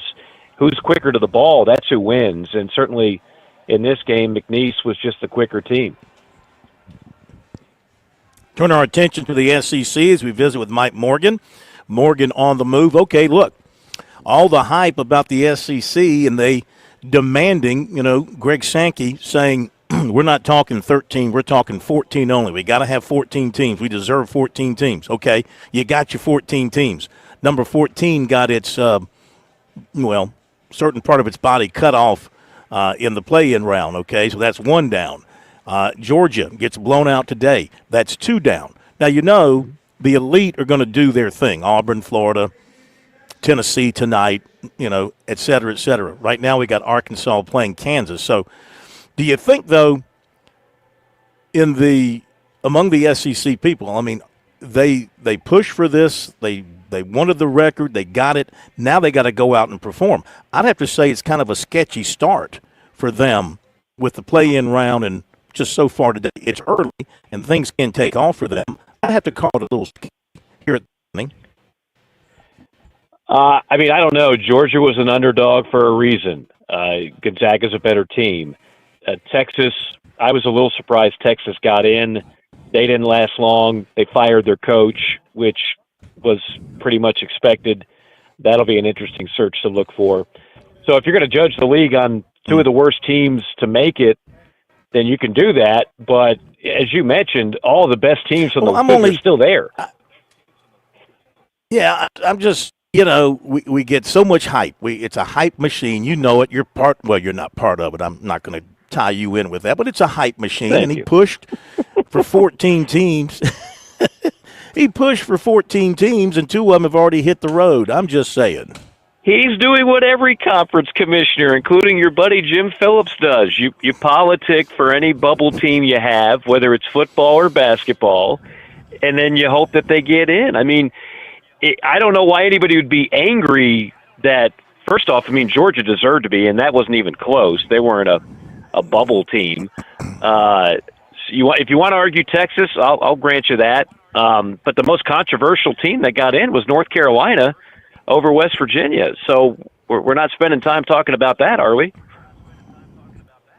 Well, I mentioned the other night, in fact, it was last night, that I called everybody fools because I said North Carolina, the way they've been playing since February, despite what the record looked like, despite what the Q1 record said, they're playing well enough to be in because they had not lost to any other teams beside the one loss to Clemson and the 3 losses to Duke since February. Now, I know they played an ACC schedule that was not taxing, but still, you look at them, and they look like a tournament team to me. They showed it, and I will bet you $1 to donuts that they make it to Sunday, that they'll win tomorrow. They'll be playing on Sunday. And I'm not going to be shocked if they make it to the next weekend. You want to put a little something down on that, big boy? Not really. Huh? I didn't come in here with a anti-Tar Heel angle, which apparently you are now Mr. Tar Heel. Who knew that Phil Kornbluth was I hate Mr. the Tar Heel? Heels. That's what the South Carolinians have always said. Tar Heel Kornbluth. I've always heard them say that, so it's been confirmed. Yeah. Tar Heel Corn. Well, I still hate the Tar Heels. I do. Still hate them, but listen, I don't let personal feelings get in the way of my professional observations. But I think you do on this one. That's just what I think. I think you're a little tired of the SEC. You got SEC fatigue, and you feel a little sorry for the ACC.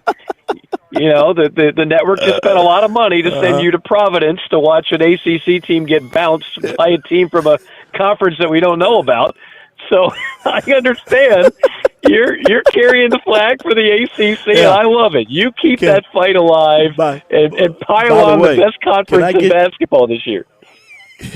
Can I get your American Express card number so I can get home? Charge it to Don Williams. I got to go buy an expensive flight. I got to get an expensive one-way ticket home now, so I don't know if my card can handle it. All right, I want to change gears real quick away from this because we're sliding into baseball. Let's touch on the Braves. We're not far away from opening day. Saw Spencer Strider had a good outing the other day. What are they expecting there? Is he going to be? He's not going to be ready opening day, is he? No, he's not. Both he and Acuna are both going to be out for much of April. Don't know how much, but they are expected to be fully recovered and 100%. Early in the year. So whatever they get from those guys, I mean, even if it goes into May, as long as you can have them healthy for the final 5 months of the season, the fact that the Braves lost their ace and their best player, the face of the franchise, it was just a depressing season. Now, they fought through it as well as you could. Chris Sale winning the Cy Young, who saw that coming? They did a good job just to get to the postseason. But this year, they need a healthy Acuna and a healthy Strider. If they have any chance of getting out of the National League against the Dodgers, the Phillies, the Mets, the usual suspects, they're going to have a full boatload of premier players. What about the offseason acquisition of Jackson Purifour? No, he was a little banged up in camp recently, but I think he's back. But what role do you see him playing in the lineup? What do you think they'll bat him? And, what do you think he brings to the team? Well, when Acuna's healthy, I would imagine he's back in the leadoff spot. Profar could be a guy that starts off there. There's always that speed, hits in the 2-hole. It's really up to him. In other words, if it's going to be the Profar of a year ago, then he'll be high in the order. If it's the one of 2 years ago where he forgot how to swing a bat, then he'll be in the 8 or 9 hole. But he's obviously a key player. He is worth mentioning because they didn't make the splash pickup that a lot of people had hoped for. And as it got later and later in the process, people were wondering, okay, who is Alex Anthopoulos going to grab? So here's your guy. And it's a bit of a wild card. He's been both ends of the spectrum. You don't exactly know what you're going to get. So I would say, again, he's going to be a key cog, and where he hits will depend on just how productive he is in a Braves uniform. Jurickson Bartholomeus Profar. That's his full name, in case you're wondering. And the starting rotation with Sale, with Strider coming back eventually, A.J. Smith, Shawver, going to factor into that as well. What about Grant Holmes? Is he going to be in the rotation or coming out of the bullpen? And what about Ian Anderson? Is he healthy? Is he going to be able to go from the start? We're going to break down the entire Braves pitching staff. I like it. You forgot to mention Lopez. That's why we got you on board. That's why they pay me the big bucks. You forgot to mention Lopez, who was really a huge pickup for them last year. There was a little concern that his velo was a bit down at some parts of spring training, but when he is on, you saw what he could do last year. I mean, he's an all-star. So I mean, we could speculate who the back end of the rotation is going to be. That could change 10 times, but you mentioned the main guys. When Strider is healthy, there's your ace, along with Sale, the reigning Cy Young winner, and along with Lopez. Ian Anderson's a guy I just don't know. I'm not buying stock until he shows me he's ready to be a good pitcher again, because it's been a while. But those top three, if they can just stay healthy and perform the way they have the last couple of years, then that's a really good starting three. And then you have a bullpen that has in Iglesias, one of the top closers. So like every other team in baseball, you're trying to round out that bullpen, and you're trying to figure out who can get outs and eat up innings in the back end of the rotation. Okay, Mike, great job as always. Enjoyed it. Have a great weekend, and we'll talk to you next week. Enjoy the tournament. I'm going to start a GoFundMe to raise money for a plane ticket for you to get back. Or I'll just take an Uber. I might just Uber back to South Carolina. Yeah. Exactly. Or hitch a ride like they used to in the old days. I-95 is right out the back door. All right. Thank you, brother. Talk to you next week. Be back in a moment. We're with Major Billy Downer of the Department of Natural Resources. Major Downer, let's say I'm out in the woods or I'm on the water and I need to reach a DNR agent. How do I do that? Operation Game Thief, Phil. It's been around 30-plus years. You can call us at our 24-hour hotline any time of day, 1-800-922-5431. To report wildlife violations or to get help if you're in trouble in the woods or on the water, call us at Operation Game Thief, 1-800-922-5431.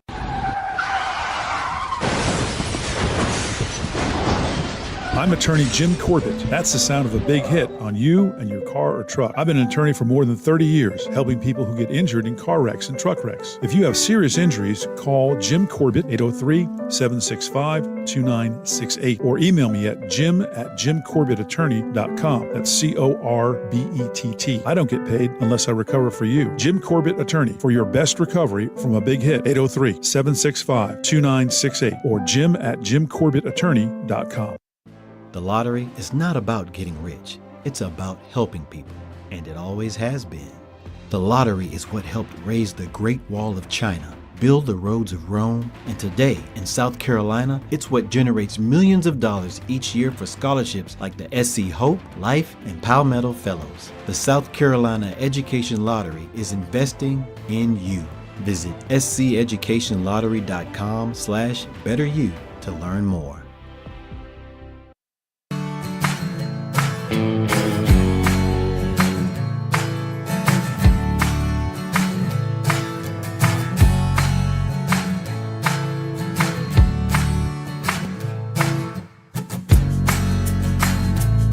All right, thanks to Mike Morgan for being with us here on Sports Talk tonight. Another edition of Morgan on the Move. I want to remind you our poll question of the week on our website, SportsTalkSC.com, and also on our X. Our X location is SC Sports Now. Make sure you sign up to follow us there as we rebuild the X account. SC Sports Now. Poll question.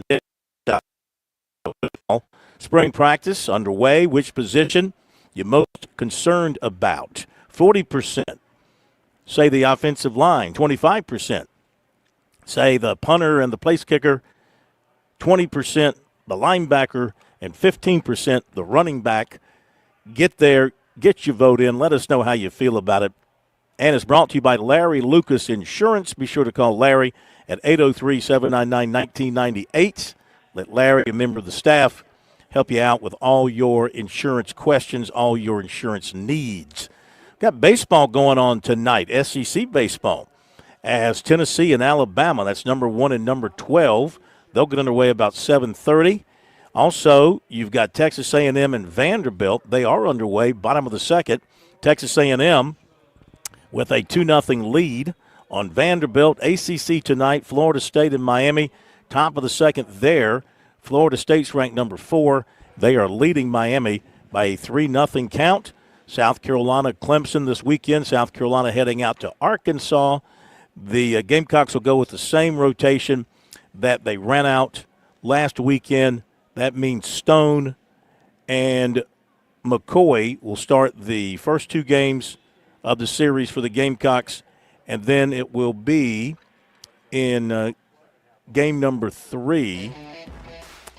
The Gamecock starter, who I apparently have put his name in timeout in my head because I am always forgetting the third. Oh, SQ. Remember that, Corn. SQ. For Clemson, it'll be Canuck and Darden, but up in the air, TBA for their Sunday starter. We talked about that third starter being a bit of a question mark for them. Apparently that's the case. TBA for the Tigers on Sunday. On Point Weather is made possible by our friends at Palmetto Citizens Federal Credit Union on 107 The Point. Here's tonight's forecast. Clear and chilly this evening with a low temp dipping down to 37. Tomorrow, the start of a great run of weather. Nothing but sunshine, a high temperature of 65. And for the weekend, glorious sunshine-filled skies both Saturday and Sunday with highs in the mid to upper 70s. I'm Cal Moss with your On Point local weather. Hey y'all, this is Ted from Flight Deck Restaurant. We'd like to invite you and your family to dine with us. We have a great menu that's sure to please your whole family. We have fresh cooked burgers, big juicy wings, blue plate menu featuring country cooking, oven baked hoagies, fresh crisp salads, authentic Greek food like gyros, souvlaki, and baklava. We also carry 20 different premium cheesecakes and pies. Flight Deck Restaurant also has an arcade with 30 different games like Star Wars, Batman, Skee Ball, Bass Wheel, Pac-Man, Galaga, and so much more. Flight Deck, your favorite family restaurant. Thanks y'all and God bless. With SRN News, I'm Jason Walker. Police say 2 men have escaped from an immigration detention center in Aurora, Colorado, after a back door apparently opened during a power outage.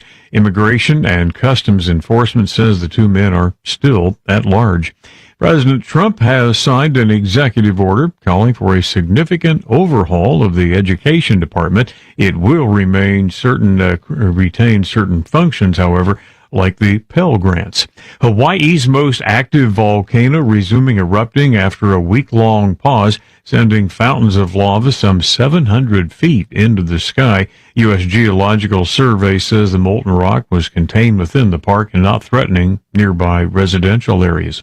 Wildfires fueled by dry conditions causing a number of evacuations today in both Texas and Florida. This is SRN News. People hear me talking about Broker Solar and how much I like Ken and his team. They ask, hey, can I really trust this guy, Kev? Let me tell you 2 things. Number 1, Ken and Broker Solar are legit. I've known Ken's family for 20 plus years. Seriously, these are local, ethical people. They're not going anywhere and they do things the right way. Number 2, Broker Solar is so different than these stereotypes we've heard about in the solar industry. There's no signs on the yard making stupid promises they can't keep. There's no door knockers trying to pressure you at your own door. Ken and Broker Solar will tell you the truth, what it'll cost, and how your solar power investment will pay off. See, we can't pick our power companies. Broker Solar gives you a chance to take some control over your power bill, and I like that, and so should you. Online, it's brokersolar.com, and seriously, reach out to Ken and these folks. It could really make a difference in your quality of life. Brokersolar.com, empowering you so you're not powerless. Are you ready to have a boatload of fun this spring? Sail on down to your local Palmetto State Armory store and deck yourself out in our new lifestyle t-shirts, hats, and fishing shirts. Seize the day with brands like Hey Dudes, Costa, Turtle Box, Local Boy, and more. Our selection of rifles, pistols, and shotguns is sure to impress. So don't be left fishing for something to wear once the warmer weather has arrived. Check out one of our 9 retail locations or PalmettoStateArmory.com to outfit your next adventure. Do you crave growth for your business? That's where The Point comes in. Fran Halloran here. Kevin Cohen and the other local hosts like me have worked to create a space where listeners transform into family. Are you a local business aiming for the stars? You need to get with Kevin and let him help create an individualized blueprint for your growth using the influential stage of The Point Radio. Reach out directly at 563-8558. Teaming with The Point, make this year extraordinary. Here's an interesting letter from a homeowner to Bergen Roofing. Imagine my surprise when 2 guys, who obviously can't read, showed up at my door despite the very large no solicitation sign claiming they saw roof damage from the roof. Impressive considering they never even stepped foot on my roof. They said they were assigned to knock on doors in Wildwood. Look for homes 10 plus years old. My roof, installed by Bergen Roofing, is only 7. Oops, here's a tip. If you want to sell me a roof, maybe start by reading the sign. Or better yet, get some actual roofing expertise like the professionals at Bergen Roofing, so I won't be needing any storm chasers squinting at my shingles from the street. Sincerely, Randy, with a perfectly good Bergen roof. Well, you just can't make this stuff up, and these out-of-town roofers just keep digging themselves into a deeper hole. You aren't doing yourself any favors by knocking on doors where you're not wanted and where it clearly says no solicitation. Friends, I've been telling you for years about Bergen, your neighborhood roofer who can actually read and only shows up when invited into your home. Call Bergen today, 798-ROOF. That's 798-ROOF.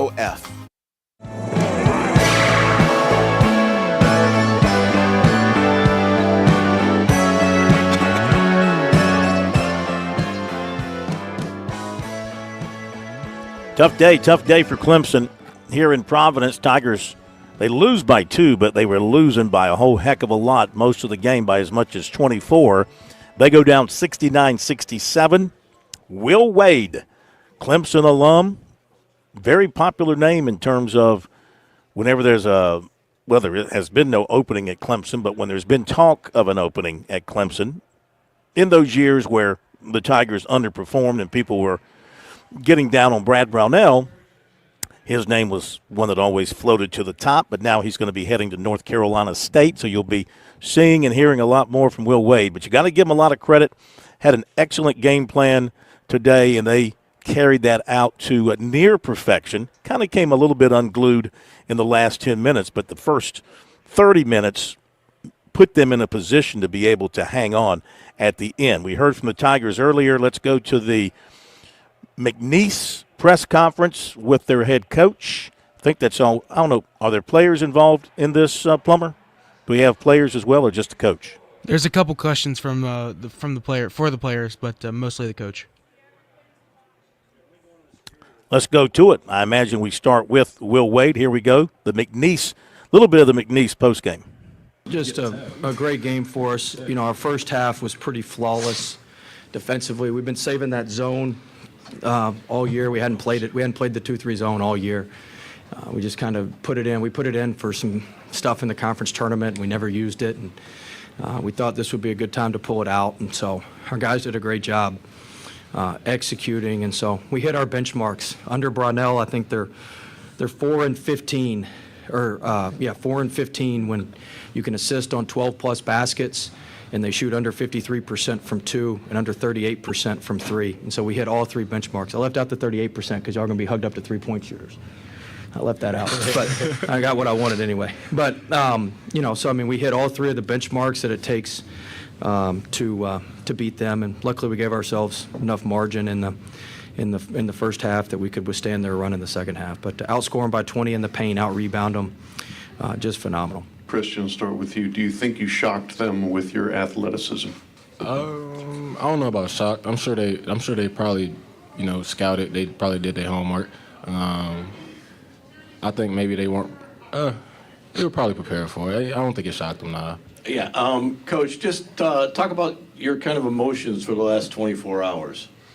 I mean, I've been focused on the game. I mean, they'll tell you. I mean, I've been on one about the game. I mean, so whatever else is happening, that's of no distraction to us. I know everybody else. I mean, thinks that there's distractions and stuff. We operate the same way all the time, and so we hadn't operated any differently. The walkthrough hadn't been. I mean, nothing's been any different. So, I mean, there hadn't been a lot of emotion. It's been narrow focus. The bigger the game, the narrower your focus, and it's been absolute narrow focus on winning our first NCAA tournament game at McNeese State and continuing to change. This is just huge for our school. Our enrollment's up 3%.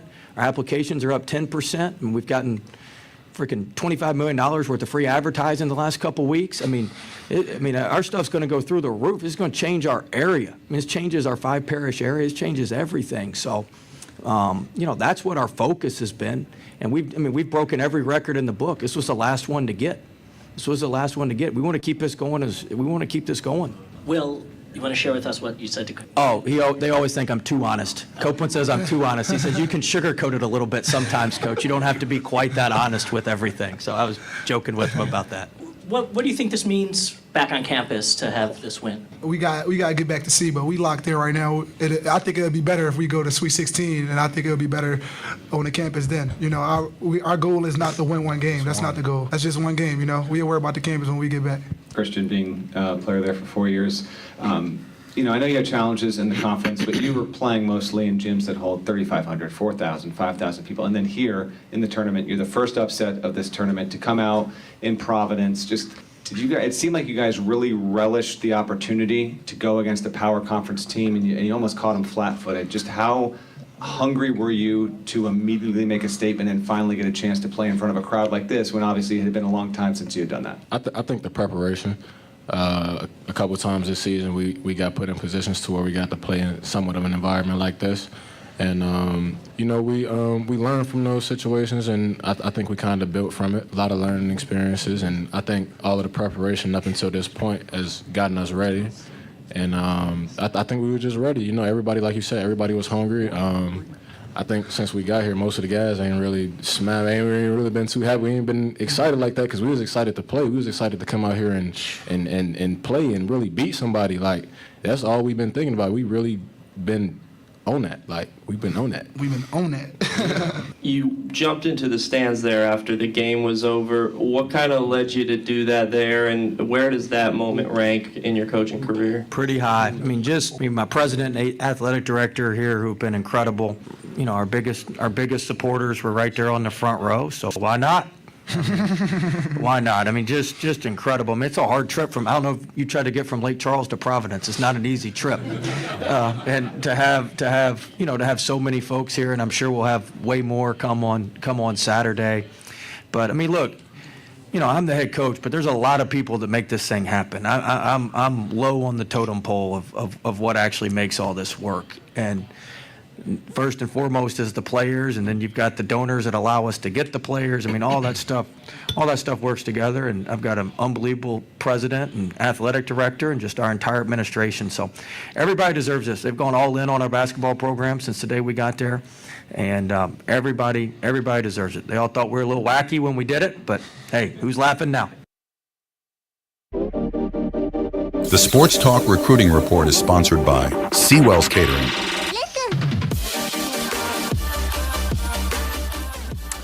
Will Wade, he is a confident son of a gun.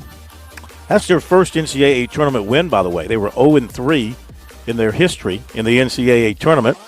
Now they have broken through, and they've got Purdue coming up next on Saturday here in Providence. See how they will do. You know, Will Wade, again, talks about his honesty and his forthcomingness, that a word, being forthcoming. He was anything but, as you well know, when he got caught up in all the NCAA mess and FBI stuff. So he's a guy that's rebranding himself and kind of resurrecting his career after being booted at LSU. McNeese gave him a chance to recover and rebound. He's done a great job. What can you say? He's done a great job, and I'm surprised. I was not in the interview room. I'm surprised somebody didn't say, okay, you know, Mr. Honest, you were honest yesterday when you asked the question, how about today? Are you taking the job at North Carolina State? I wonder if he would have answered that question honestly had somebody asked. But nobody did. I think I would have asked had I been in there. I have nothing to gain or lose. I would have asked that question. Anyway, time to get on to recruiting, and then we're going to hear from Dawn Staley.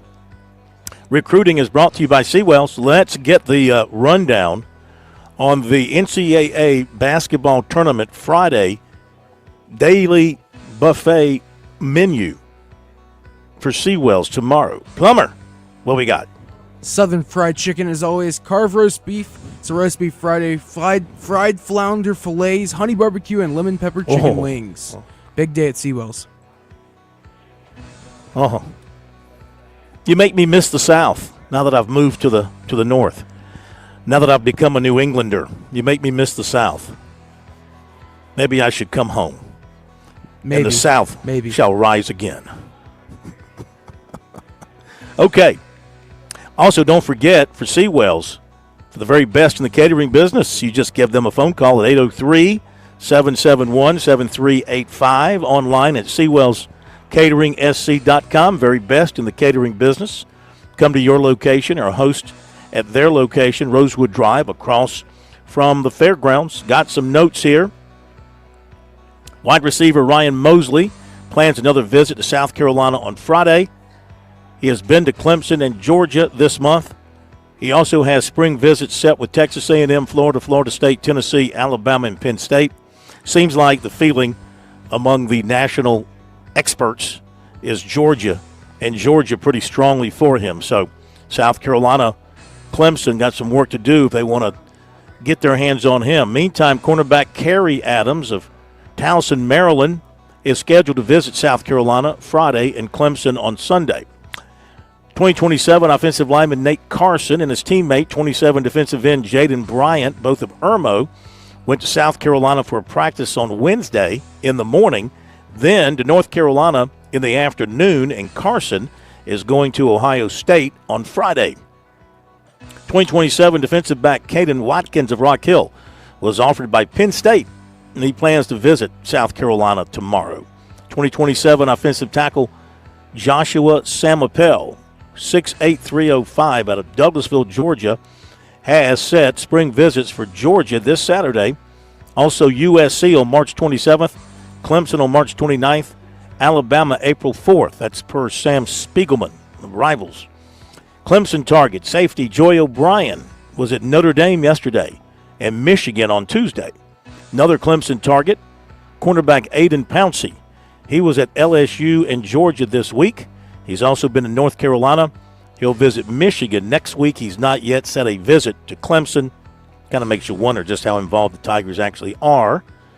Gaffney quarterback Javon Gilmore, an Arkansas commitment, was offered by Arizona. North Augusta offensive tackle Malcolm Gaston visited Georgia Tuesday. Clemson target offensive tackle Zayden Crimpen was at Michigan on Wednesday. Orangeburg Prep tight end Tilden Riley was at Duke today and was offered by the Blue Devils. Clemson target defensive tackle Marcus Almada was offered by Auburn and Ole Miss today. And Clemson is among the schools listed as having reached out to Nevada transfer 6'10" Nick Davidson, according to Joe Tipton. Davidson's supposed to be one of the better prospects available in the transfer portal, John. There you go. That's the recruiting report for tonight. Keep up with our recruiting on our website, SportsTalkSC.com, also on our X page. And you can do the search. I know they've done away pretty much. They've asked you to do away with the hashtags. We still put the ST recruiting on there, so you can just do ST recruiting and take you to our notes and to the related notes that we repost from others who write about players at South Carolina and Clemson are recruiting in particular, and other guys around the state. Okay, update what's going on here. It is 32-30 Kansas leading Arkansas, and got about 6 minutes to go in the first half of that one. And we've also got Wofford and Tennessee going at it, and it's 36-27 Vols. They're at the half. So not bad. Wofford hanging in there with Tennessee, only down 9 points at the halftime break. We're going to hit the break. When we come back, it'll be time to hear from Dawn Staley. South Carolina women begin their quest for another national championship. It starts in Columbia. If they're successful, it will run through Birmingham. And if successful there, they'll head down to Tampa for the national championship games, the Final Four. We shall see where this shall lead. We'll hear from the coach after the break. Some credit cards hit you with sky-high rates, annual fees, and surprise costs, but not here. Founders Federal Credit Union is proud to offer credit cards with rates below the national average, giving you more control over your finances. Our Essential MasterCard rates are as low as 13.25% APR. Our rewards cards start at just 15.25% APR. So you can earn while you spend. And the best part, there are no annual fees and no balance transfer fees, just straightforward savings, designed to keep more of your hard-earned money where it belongs, in your hands. So whether you're looking to consolidate debt, build credit, or just want a smarter way to spend, we've got the right card for you. Visit foundersfcu.com/cc to learn more or apply for a new credit card today. Relax, you're with Founders Federal Credit Union. Membership qualification required, terms and conditions apply. You've put in the work for your education. The extra early, extra late, extra work. That's because you understand education opens doors to better pay, better opportunities, and a better you. Being educated about playing the lottery is no different. It helps you be a better player, one who knows when to play and when to take a rain check. The lottery's a game, so let's keep it fun. Learn more at sceducationlottery.com/betteryou.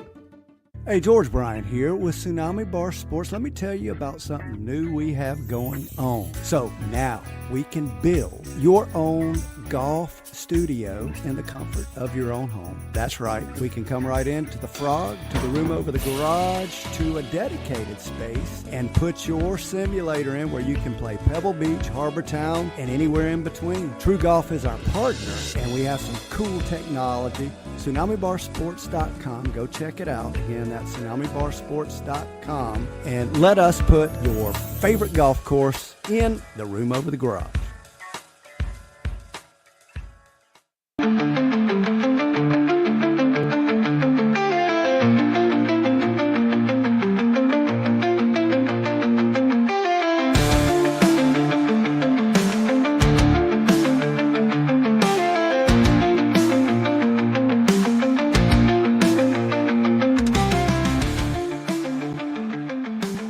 All right, South Carolina women ready to defend their national championship beginning tomorrow afternoon in Columbia. Second game of the day of the Columbia Regional. They'll be taking on Tennessee Tech after Utah and Indiana play in the opening game at the Colonial Life Arena. And the winner out of Columbia after the second game, or I guess the third game of the Columbia Regional played on Sunday, the winner there will advance to the next round in Birmingham, Alabama next week. So, today, press conference day in Columbia. Here's Dawn Staley, and she set the scene for what's going on in Columbia about the tournament and just about the passion for her program in the capital city. Dawn, this class breathes and I Raven. I mean, the possibility of winning 3 titles, I mean, that's immortal type stuff. You know, what do you think about that? And do you think that they get all the accolades that are due because of all the people who have been involved in all? I mean, I think it's super cool. I never really thought about it. I didn't until you asked the question, because we stay present. But to think about them being able to do something that no other class has ever done, it would be them. It would be them, because I do believe that this class sacrificed the most of all of them.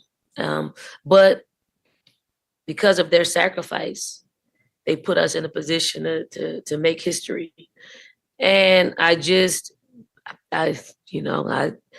love this class for that, and they don't get the credit. Like, they don't get the individual credit that they deserve. They don't get the national credit that they deserve, but they get the national spotlight because they win. They are winners through and through. And I don't think there's another class within the past, I don't know, 10 years, maybe 8. I'll go 8. That's won 2 national championships, let alone 3. So, or the possibility of winning 3. Dawn, I know the last few years we've been talking a lot about how the women's tournament could be more like the men's tournament, but it seems like these first 2 rounds for the women, it seems like it's a really incredible perk that you can have on your campus. What do you say when people talk about, well, we should go to all neutral sites like the men do? I think it's up for conversation, but you also have to look at what we're doing on our campuses. If there's bad attendance on campuses in the first and second round, people won't want to move to neutral sites. But we were charged with bringing more people on our campus in seats. And then you're rewarded. It's something that you can control. Like, you can control, for the most part, putting together a schedule that will put you in a position to be a top 16 seed. I think that in itself during the season is something that you can control. And you're rewarded in that way. I think it's for us and women, it's more about what you can control. versus what you give to someone else. Because when you give it to someone else, they may have an ulterior motive that doesn't benefit the game. So I'm happy about that, but I'm always willing to discuss anything that will help our game grow. Do you think that Columbia can reach or is reaching the, can be compared to like stores as the women's basketball capital? Careful about what I say here. I mean, we've led the nation in attendance for the past 10 years. Like, and it's not even close. It's not even close. We've had a tremendous amount of success over the past 10 years. And to answer your question, I think this is a pretty cool city that people will want to come and enjoy themselves. And not just our basketball game, which they do, but then when you come here and you walk around our city, to sit at restaurants, I think it's Southern comfort. It really is Southern comfort. So I don't know who deems who the basketball capital of the world, but if we're not in the conversation, you haven't visited. How do you think a back-to-back win would secure South Carolina as legacy team? One, I think we've created a legacy already. So whether we win this one or not, I think is going to go down in history as our team, our program has done things that programs that haven't done in a very long time during the most competitive, like this is the most competitive that women's basketball has been in a long time. And there's a lot of parity within our game. But for us to be able to have won 3 in the past 7-8 years, that doesn't happen a whole lot. I mean, UConn is in a class by itself. Like, I don't ever think that's going to be matched, no matter what era we are in. But since we're in this era, I could probably say what we've done over the past 8 years won't be done again. So we're just going to compare eras. I do think if this senior class is able to do what we all are planning to do, which is win another one, yes, it's even more of a legacy in our game. Yeah, good point by Dawn Staley there that, eras come and go. I mean, Connecticut had its era. They dominated. And South Carolina's having its era. And they're dominating, especially if they win again to go back-to-back, win another national championship. That would certainly establish an era. How many years of winning is an era, when you think about it? How many years is it? Of course, UCLA had that era under John Wooden. I don't think in men's basketball, Florida had an era. I know you like that, Plummer. Florida had an era, back-to-back. I guess you go back-to-back. That's kind of an era. Maybe not. Maybe 2 years is not enough. Maybe 3, maybe an era is like 4 or 5 years. How many years in a row did Connecticut win? Tennessee, women, they had their era, of course. But if South Carolina were to win another one, with everything else they've done, it would put them certainly in that conversation of this being the Gamecocks era for sure. Okay, we're running out of time here in the first half. Arkansas and Kansas. It is 48 seconds to go in Arkansas, 47-42.